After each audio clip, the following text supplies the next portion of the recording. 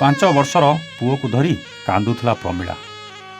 ସ୍ୱାମୀ ମାନସ ତାକୁ ଘରୁ ବାହାର କରିଦେଇ ଆଉ ଜଣେ ମହିଳାକୁ ଆଣି ଘରେ ରଖିଥିଲା। 2018 ମସିହାରେ ବୈଦିକ ରୀତିରେ ବାହା ମଣ୍ଡପରେ ଅଗ୍ନିକୁ ସାକ୍ଷୀ ରଖି 7 ଜନ୍ମ ପାଇଁ ନିଜର କରିଥିବା ମନର ମାନସୀକୁ 7 ବର୍ଷ ନ ପୁରୁଣୁ କାହିଁକି ଏମିତି କଲା ମାନସ? ଆଉ ପ୍ରମିଳା ବଦଳରେ ମାନସ ସହିତ ଘରେ ରହୁଥିବା ସେ ମହିଳା କିଏ? କ'ଣ ଘଟିଥିଲା ଏମାନଙ୍କ ବୈବାହିକ ଜୀବନରେ? କାହିଁକି ମାନସ ଏମିତି କଲା? ଏସବୁ ଜାଣିବା ଆଜିର ଏ କାହାଣୀରେ। ହେଲୋ ହାଏ ନମସ୍କାର, ଷ୍ଟୋରି ୱିଥ୍ ପ୍ରତାପର ଆଉ ଏକ ନୂଆ କାହାଣୀକୁ ଆପଣଙ୍କୁ ସ୍ୱାଗତ। ଦର୍ଶକ ବନ୍ଧୁ, କାହାଣୀକୁ ଯିବା ପୂର୍ବରୁ ଆପଣଙ୍କୁ ଅଶେଷ ଅଶେଷ ଧନ୍ୟବାଦ। କାଲି ଏକ ରଙ୍ଗ ନମ୍ବରର ପ୍ରେମ କାହାଣୀର କିଛି ଝଲକ ଆପଣଙ୍କ ସାମ୍ନାକୁ ଆଣିଥିଲୁ। ଆଉ ପୁରା କାହାଣୀ ଶୁଣିବାକୁ ଆପଣଙ୍କ ଉତ୍ସାହକୁ ଅପେକ୍ଷା କରିଥିଲୁ। କିନ୍ତୁ କମେଣ୍ଟରେ ଆପଣଙ୍କ ଉତ୍ସାହକୁ ଦେଖି ଆମେ ଖୁବ୍ ଶୀଘ୍ର ଆପଣଙ୍କ ସାମ୍ନାକୁ ଆଣିବାକୁ ଯାଉଛୁ ସେହି ନୂଆ ପ୍ରେମ କାହାଣୀ ବଣ୍ଟି ବବଲିର ରଙ୍ଗ ନମ୍ବର ପ୍ରେମ, ସବୁଦିନ ରାତି 9ଟାରେ। ଏବେ କାହାଣୀକୁ ଫେରିବା।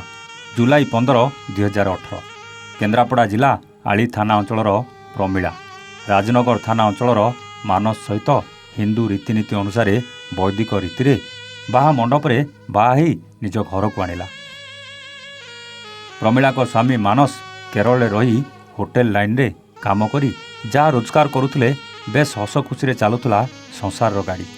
ବାହାଘରର 1 ବର୍ଷ ପରେ ଉଭୟଙ୍କର ଗୋଟେ ପୁତ୍ର ସନ୍ତାନ ଜନ୍ମ ହେଲା।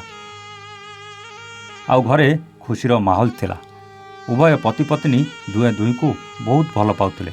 କିନ୍ତୁ ଏ ଦୁଇ ସ୍ୱାମୀ ସ୍ତ୍ରୀଙ୍କ ପ୍ରେମ ଭିତରେ ଝଡ଼ ହୋଇ ମାଡ଼ି ଆସିଲେ ଆଉ ଜଣେ ମହିଳା।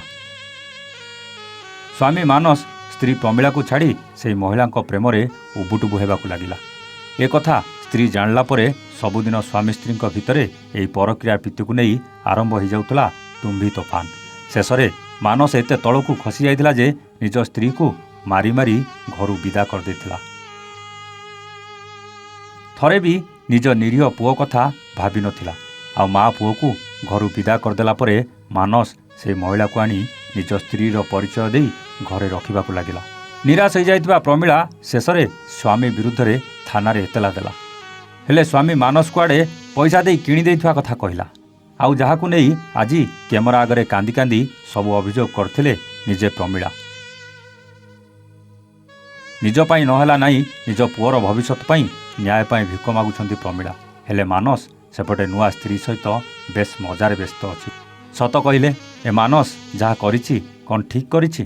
ପ୍ରମିଳାକୁ ସିନା ଭୁଲିଗଲା ଠିକ୍ ଅଛି, ହେଲେ ନିଜ ଛୁଆଟି ମୁହଁକୁ ଥରେ ଚାହିଁଲାନି କେମିତି? ଇଏ କେମିତିକା ବାପ କେଜାଣି?